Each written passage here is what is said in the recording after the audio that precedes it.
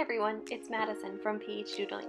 Welcome back to my channel, or welcome if you're new. Today I'm going to be setting up my last two weekly spreads for the month of March, so weeks 3 and 4. If you've watched my March Plan With Me video, you know my theme this month is bees and honeycomb. If you haven't watched that video, I'll link it above. Be sure to check it out.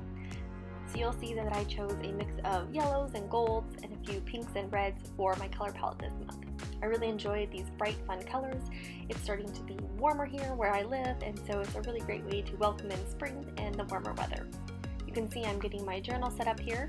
I've went ahead and sketched out my layout in pencil, and I'm going to grab my Micron Pigma pen to begin outlining those doodles. You can see I used binder clips on each side of my notebook just to kind of hold the pages together so that I don't get any page crumpling when I move my hand or erase, because that has happened to me before, and it's always the worst when you mess up the page, especially after you've spent so much time, handcrafting all of your weekly spread layouts.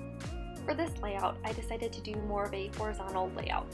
So you can see I have a box for each of my days of the week, and then I have room for a fun doodle of a line of honey jars down at the bottom.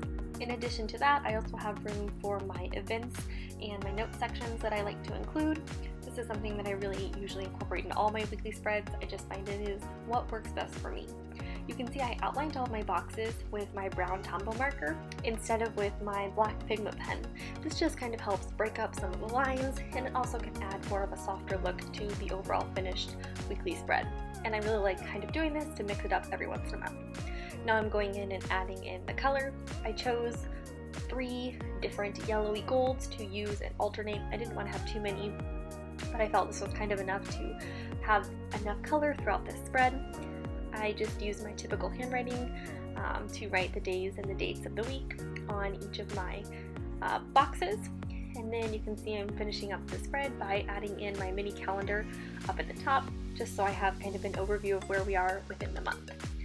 I really enjoy having something like that just to kind of reference dates for things like that.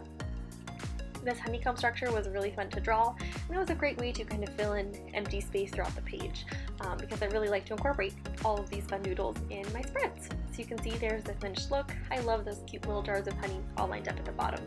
That is going to be a really fun one to use. Moving on now to week 4. For this week, I decided to do another Dutch door spread. It was a little bit of extra work to do, but they always turn out so cute, and I find that they're really useful during my really busy weeks. I decided to incorporate a lot more of this honeycomb structure, and that's actually what I decided to do on the edge where I'll be cutting my Dutch door is the honeycomb. You can see I left a little bit of space in between each of my honeycombs just to kind of add a little bit of variety. You could connect them, that's kind of up to you. I liked the extra space so it wasn't so many blocks of yellow color. So here I'm going to go ahead and start cutting. What I do is I just cut a straight line up my journal where I want it to go, and then off camera I went ahead and fussy cut around the honeycomb structures because I wanted it to be a little bit more dynamic and popping out from the page, and I really love how it turned out. So now I'm going to flip it over, and I have to add the honeycombs on the back there. I like to do that after I cut, just so that if anything funky happens, I can still match it up to the other side. So I do that quickly, and then we can finally move on to adding color into this spread.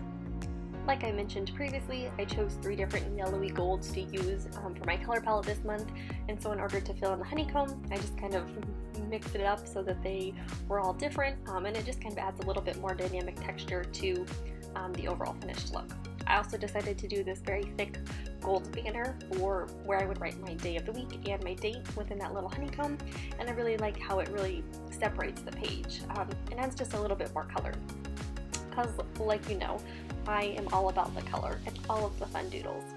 You can see for my font that I chose to write my words and days of the weekend, I chose to kind of do more just a little bit of a loopy handwriting print font instead of like a calligraphy font.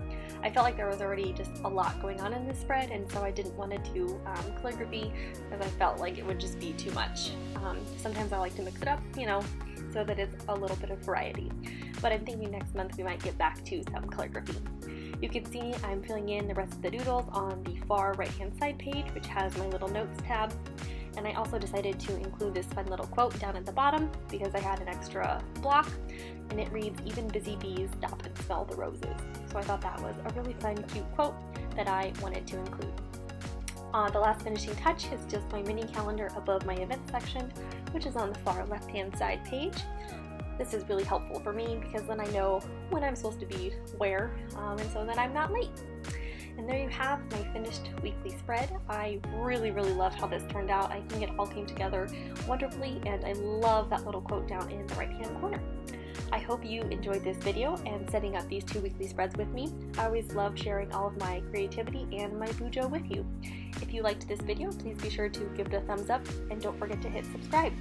I'll be back at the beginning of April with my new Plan With Me. Thank you so much for watching. Happy doodling!